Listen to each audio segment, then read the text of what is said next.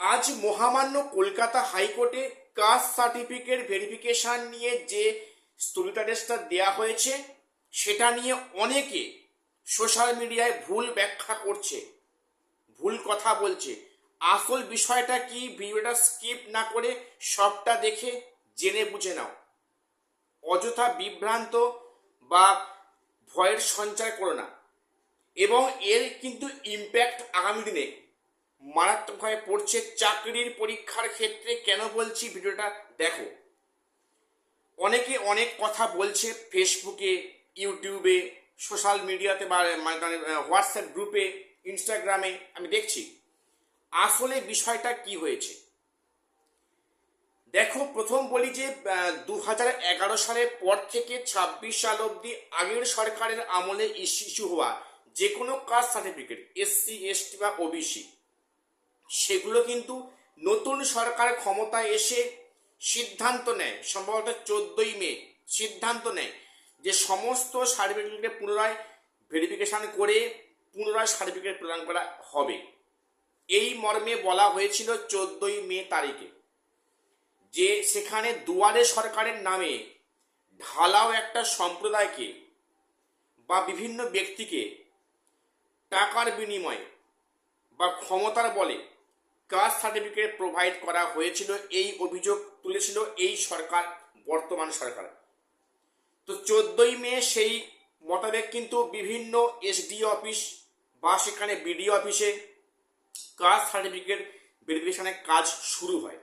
আমরা দেখেছি গত কয়েকদিন ধরে বা কয়েক মাস ধরে কিন্তু প্রচুর মানে অনেক ডিস্ট্রিক্টে অনেক ভুয়ো সার্টিফিকেট হোল্ডারের নাম লিস্ট আকারে প্রকাশ হচ্ছে। এনারা কিন্তু ভুয়ো কাস্ট সার্টিফিকেট হোল্ডার, আমি আজও বলছি, এখনো বলছি। তো সেক্ষেত্রে বাদ দেওয়া হচ্ছিল। এখন সেটা নিয়ে জনস্বার্থ মামলা হয়। আসলে একটা সম্প্রদায় সবসময় মামলা করার জন্য রেডি হয়ে বসে আছে। ওনাদের এই কাজ একটা মানে ইস্যু পেলে হয়। তো জনস্বার্থ মামলা দায়ের হয়েছে কলকাতা হাইকোর্টে। সেটা মানে ডিভিশন বেঞ্চ, প্রধান বিচারপতির ডিভিশন বেঞ্চে মামলাতে শুনানি হয়। উভয় পক্ষের মতামত শুনে বিচারপতি বলেন যে এটা নিয়ে আরও শুনানির দরকার আছে। সেক্ষেত্রে মানে আবেদনকারী আইনজীবী পরিষ্কার বলেন যে মাইলর্ড, এখানে রাজ্যের কোনো এখতিয়ার নেই যে কাস্ট সার্টিফিকেট বাতিল করে দেওয়া। ওটা একমাত্র এখতিয়ার রয়েছে কোর্টের হাতে। তো সেখানে সরকার কি করে ভেরিফিকেশন করে বাতিল করতে পারে, এটা নিয়ে জোর সওয়াল হয় দুপক্ষের। এবং সেক্ষেত্রে বিচারপতি, ডিভিশন বিচারপতি ওনারা বলেন যে এটা নিয়ে এখনো শুনানি করতে হবে। এই শুনানি যতক্ষণ না শেষ হচ্ছে ততক্ষণ অবধি এই ভেরিফিকেশন প্রক্রিয়া পোস্টপন থাকবে, মুলতবি থাকবে। কিন্তু এটা কোর্ট বলেনি যে না, যে ভেরিফিকেশন করার রাইট রাজ্যের নেই, করতে পারবে না, এটা ভুল করছে, কখনোই বলেনি। আমার একটা ভুল ব্যাখ্যা দিচ্ছে।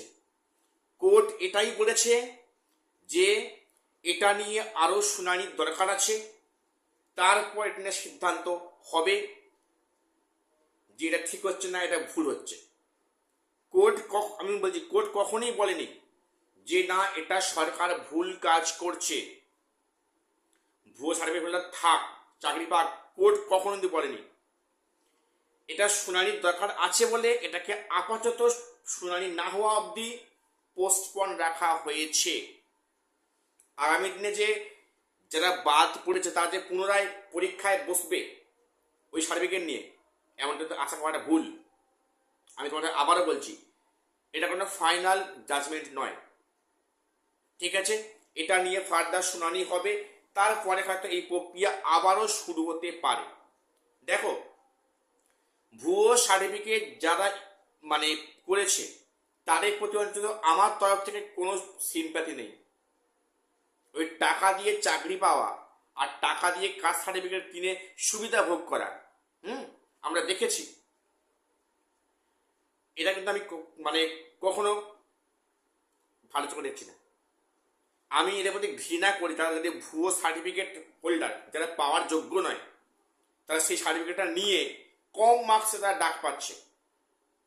হ্যাঁ, এটা কখনোই কাম্য নয়। তাদের প্রতি আমার বিন্দুমাত্র সিম্পাথি কিন্তু নেই, ছিল না, এখন নেই, এরপরও থাকবে না। কাজে এটা ফাইনাল জাজমেন্ট নয়। এইবারে আজকে যে স্থগিতটা হলো, এর ফলে কিন্তু একটা বড় ইস্যু হয়ে গেল। চাকরির পরীক্ষা আপাতত ধীর গতিতে আগাবে। কেন বলছি? যেখানে কাস্ট সার্টিফিকেট ভেরিফিকেশন করে বাদ দিয়ে একটা নতুন করে হওয়ার সম্ভাবনা ছিল, এই কাস্ট সার্টিফিকেটটা আপাতত স্থগিত করা হয়েছে। এই থ্রু দেখিয়ে অনেক ক্ষেত্রে, যে ক্ষেত্রে সরকারের সদিচ্ছার অভাব রয়েছে, যে নিয়োগটা এখন দেবো না, করবো না, এই সুযোগে কিন্তু সমস্ত প্রক্রিয়া চেপে রাখতে পারে, পোস্টপোন করতে পারে। যেমন ওবিসি নিয়ে হয়েছে, যে সিদ্ধান্ত না হলে পরবর্তী ক্ষেত্রে কোনো স্টেপ আগানো যাচ্ছে না, আপাতত পোস্টপন। যেমনটা এসএলএসটিতে হলো, কাউন্সেলিং পোস্টপন। হ্যাঁ, সেক্ষেত্রে একটা ইস্যু পেয়ে গেল, মানে যে ক্ষেত্রে নিয়োগ করতে অনিচ্ছা, একটা ইস্যু পেয়ে গেল। এটাকে হাতিয়ার করে অনেক ক্ষেত্রে কিন্তু বিজ্ঞপ্তি আসবে না বা কাজের প্রসিডিং হবে না। জানি না পরবর্তী শুনানির ডেট কবে আছে এবং সেখানে আদৌ কোর্ট কি সিদ্ধান্ত নেবে, যে রাজ্যের এখতিয়ার আছে কিনা কাস্টাডি রেভিশন করার। সেটা পরবর্তী ক্ষেত্রে হয়তো কোর্ট বলবে, হয়তো সেই মোতাবেক আবার কিন্তু সেখানে প্রক্রিয়া শুরু হবে। এইবার একটা বিষয়, অনেকে এটাও বলছে যে সেক্ষেত্রে ওবিসি যেমন এবি ছিল, ওটা কি আবার ফিরছে না?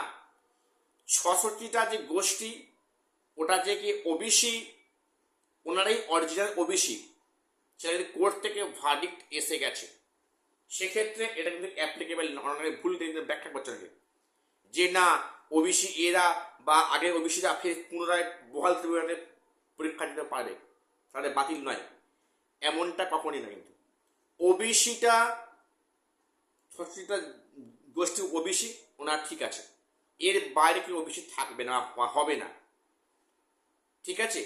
এই রায় কিন্তু ক্ষেত্রে অ্যাপ্লিকেবল হবে না, কারণ অলরেডি সেখানে কোর্টের রায় কিন্তু পাবলিশ হয়ে গেছে। কাজেই এটা এসসি এসটি ক্ষেত্রে বেশি অ্যাপ্লিকেবল। দেখা যাক আগামী দিনে কি হয়। এটাকে আঁকড়ে ধরে নিয়োগ প্রক্রিয়া আবার অতলে তলিয়ে যাবে না তো? আমাদের ভয় কিন্তু এখানে, যে মানুষটা, যে ব্যক্তিটা একবার ঠকে না, তার চিন্তা হয় আবার সেটা রিপিট হচ্ছে না তো। কথা সেই হিসাবে বললাম। তো এটুকুই আজকে আপডেট দেওয়ার ছিল। চ্যানেল সাবস্ক্রাইব করে দিও। দেখা হচ্ছে পরের ভিডিওতে।